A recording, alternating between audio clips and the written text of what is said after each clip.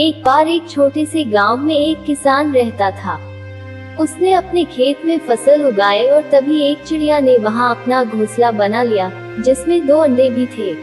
धीरे धीरे अंडे से छोटे छोटे चिड़िया के बच्चे निकले और अपनी माँ के साथ खुशी खुशी रहने लगे। चिड़िया रोज अपने बच्चों के लिए खाना खोजने जाती थी। एक दिन जब चिड़िया खाना लेकर लौट रही थी, उसने देखा कि उसके बच्चे बहुत डरे हुए हैं। वह चिंतित होकर पूछी, क्या हुआ मेरे प्यारे बच्चों?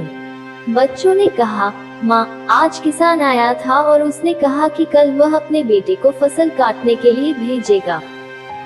अब हम क्या करेंगे? हमारे पंख भी नहीं आए। चिड़िया ने उन्हें आश्वासन देते हुए कहा, डरो मत मेरे बच्चों, कल कोई नहीं आएगा। और वैसा ही हुआ। अगले दिन किसान नहीं आया। दिन बीतते गए और चिड़िया के बच्चे खुश थे। लेकिन एक दिन जब चिड़िया फिर से खाना ढूंढ कर आई, उसने देखा कि बच्चे फिर से डर गए हैं। उसने फिर से पूछा, क्या हुआ?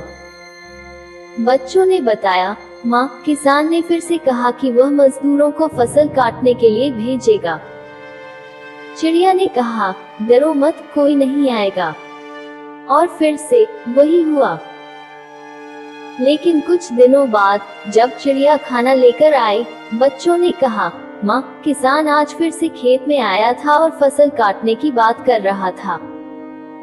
चिड़िया ने पूछा, क्या उसने कुछ और कहा? बच्चों ने बताया, उसने कहा कि उसने दूसरों पर निर्भर रहकर बहुत समय बर्बाद किया है और अब वह खुद फसल काटेगा। ये सुनकर चिड़िया का दिल धड़क उठा।